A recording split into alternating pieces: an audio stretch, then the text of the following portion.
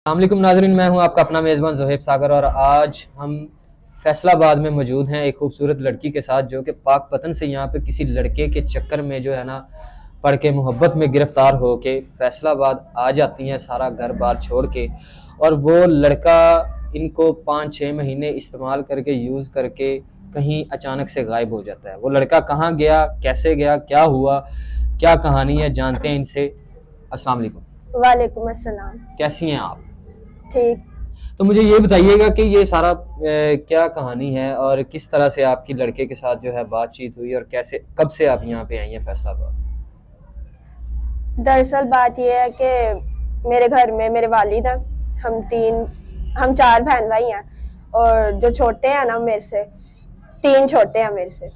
तो मेरी वालदा की डेथ हो गई है, तो मेरे वालिद रेडी लगाते थे। जी जी। तो वो नशा भी करते थे, जो वो कमाते थे वो सारा अपने नशे में उड़ा देते थे।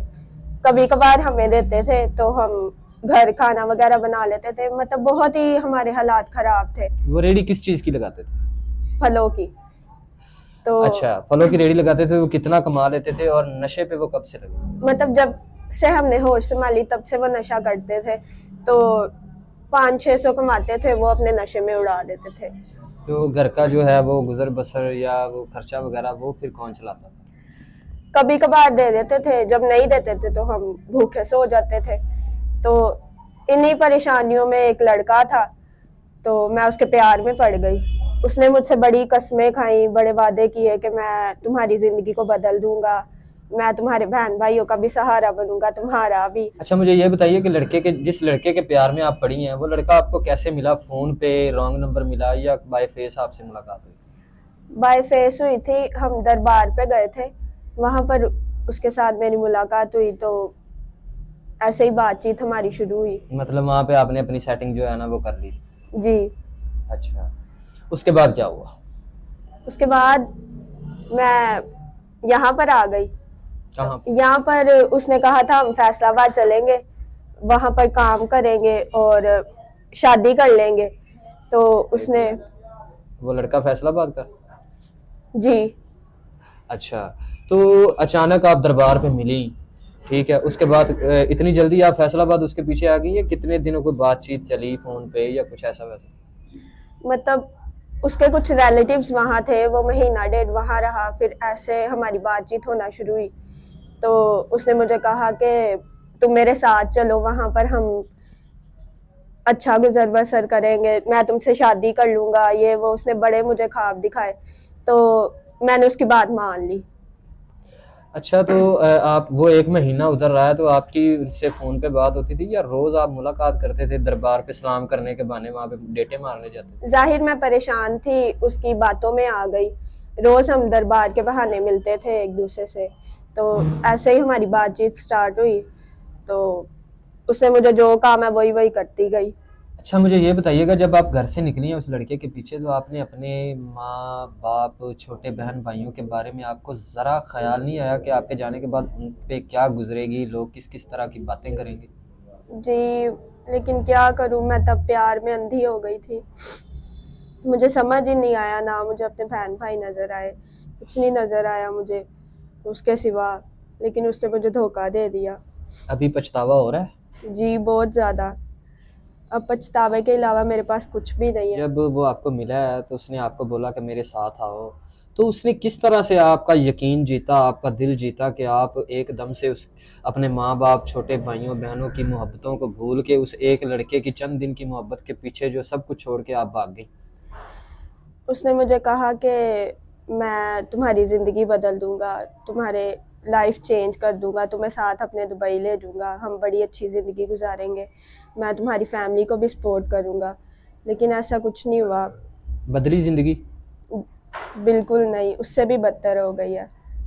अच्छा, अब आप फैसलाबाद आ गई हैं, अब फैसलाबाद आने के बाद क्या हुआ वो भी बताएं। यहाँ पर आने के बाद उसने काफ़ी जगह जॉब ढूंढी, लेकिन उसे जॉब नहीं मिली। फिर उसने कहा कि मेरा एक दोस्त है, वो दुबई में रहता है, तो मैं उसके पास जा रहा हूँ। तो उसके पास ना टिकट के पैसे थे ना किसी और चीज़ के। तो मैं जब अपने घर से आई थी तब मैं अपनी मामा का जेवर लेके आई थी। चोरी करके आई थी? जी, तो वो बेचकर फिर मैंने उसका सारा बंदोबस्त किया, वो बाहर चला गया। उसके बाद 2-3 माह बाद उसने कोई अपना फ़ोन बंद कर दिया, नंबर भी।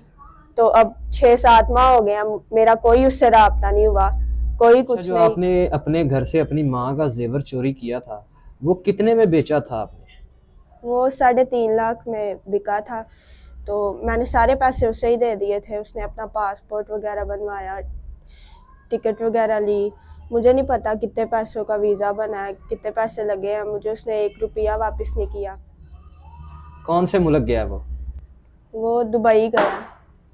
मुझे तो दुबई का ही कह के गया, लेकिन अब पता नहीं एग्जैक्ट कहाँ गया। आपको ये कंफर्म है कि वो मुल्क से बाहर गया चला है? आपने कोई वीज़ा वगैरह देखा है? जी, उसने मेरे सामने ही सब कुछ बनवाया था। क्या पता वो आपसे फ्रॉड करके कराची में बैठा हो। पता नहीं, अब ये तो अब अल्लाह ही जानता है, मुझे नहीं पता। मुझे तो उसने कहा था मैं बाहर ही जा रहा हूँ, दुबई जा रहा हूँ। अभी आप इधर फिर अकेली क्या कर? अभी मैं कुछ भी नहीं कर रही, जो उसने फ्लैट लेके दिया था उसमें ही हूँ। तो उसका इंतज़ार ही कर रही हूँ कि कब वो आएगा, कब मेरे से बात करेगा। उसका फ़ोन भी बन जा रहा है, नंबर भी। तो ये जो फ्लैट उसने लेके दिया था, ये रेंट क्या? जी। अच्छा, अभी आप जिस ये फ्लैट में रह रही हैं जो उसने लेके दिया था, इसका जो 6-7 माह हो गया, आप कह रही हैं कि वो उसके साथ कोई राब्ता नहीं है, तो इसका रेंट वगैरह, किराया, बिजली का बिल और आपके खाने पीने का इंतजाम कौन कर रहा है? कैसे गुजारा हो रहा है? बहुत मुश्किल गुजारा हो रहा है। मकान मालिक बहुत तंग कर रहा है रेंट की वजह से। मैं उसे बस बातों में लगा रही हूँ कि वो आएगा, रेंट पे कर देगा, सब कुछ क्लियर कर देगा, लेकिन कोई नहीं, ऐसे ही माह गुजरते जा रहे हैं, मुश्किलें और बढ़ती जा रही हैं। 7-8 माह हो गए हैं उसको छोड़ के गए हुए, तो आप अभी उसके इंतज़ार में हैं, तो आपको कोई उम्मीद है कि वो वापस आएगा और आपके जो ये सारे मामलात हैं ये सॉल्व करेगा और आपको अपने साथ लेके जाएगा, कहीं अच्छी ज़िंदगी देगा? देखिए, पहले ही इतने माह गुजर गए हैं उसके इंतज़ार में, तो अगर उसे मेरे से थोड़ा सा भी लगाव होता, थोड़ी सी भी मेरे से प्यार होता, तो वो आ जाता वापस। लेकिन अभी तक वो नहीं आया। दुआएं तो यही है कि वापस आ जाए। जैसे मुझे लग रहा है 7-8 माह हो गए हैं, वो अभी तक उसने आपका कोई हालचाल नहीं पूछा। मुझे तो ये लग रहा है कि वो आपके साथ फ्रॉड करके भाग गया, वो कभी ज़िंदगी में वापस नहीं आएगा। तो अब आगे आपने क्या सोचा है, कैसे सरवाइव करना है, कैसे ज़िंदगी आगे गुजारनी है? अभी तो आपकी इतनी उम्र ही नहीं है, आगे इतनी लंबी ज़िंदगी पड़ी है, तो कैसे गुजारा करेंगी आप? जी, यही तो परेशानी है।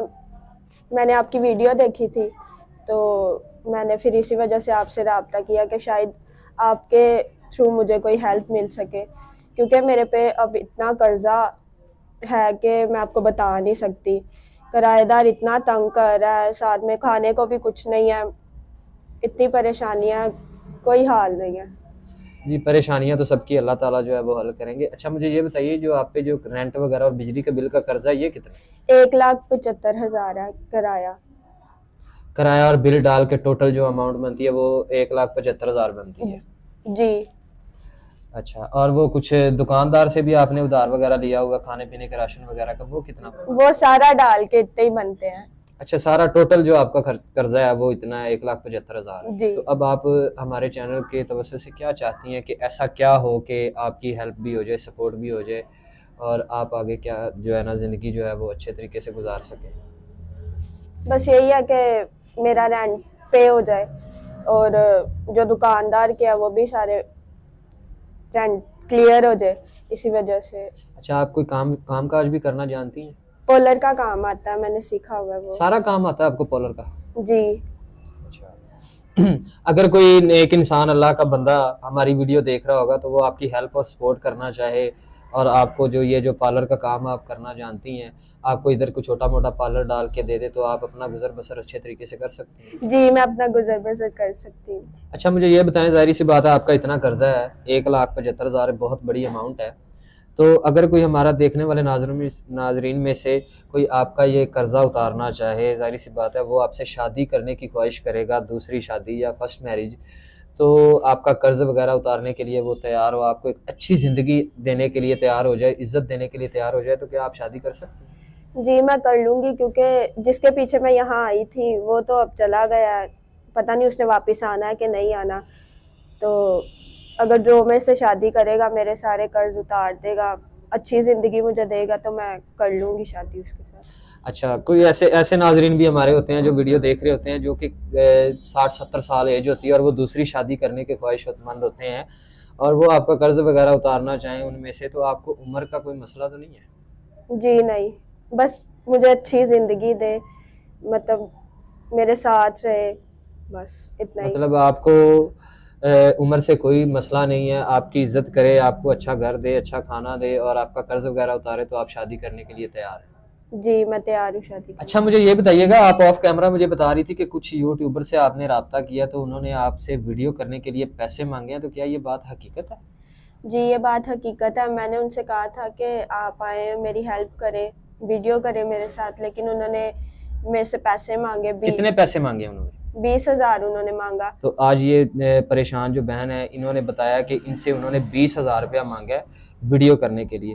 तो मेरी इनसे ये रिक्वेस्ट है सब यूट्यूबर से कि अगर कोई दुखी परेशान जो है औरत, माँ, बहन, बेटी आपके पास जो आपसे रब्ता करती है कि वीडियो करवाने के लिए, तो आप प्लीज़ उनकी जो वीडियो है वो अल्लाह ताला के जो है ना अल्लाह की रज़ा के लिए कर दिया करें। कुछ भी नहीं जाता, 10-15 हज़ार रुपया अगर ख़र्चा हो जाता है तो ऐसी कोई बात नहीं है। अल्लाह ताला का दिया बहुत कुछ है, अल्लाह ताला आगे भी देगा। हम आए हैं, हमने इनकी वीडियो की है, हमें कोई फ़र्क नहीं पड़ा। अगर हमारी वीडियो करने से जो है कोई इनकी हेल्प कर देगा, इनको ज़रूर फ़र्क पड़ जाएगा, तो अल्लाह ताला भी राज़ी होगा और हम दुनिया में भी जो है अच्छे काम करेंगे और आखिरत में भी हम अपनी आखिरत को संवारेंगे। इसी के साथ मुझे दीजिए इजाज़त। अल्लाह हाफ़िज़।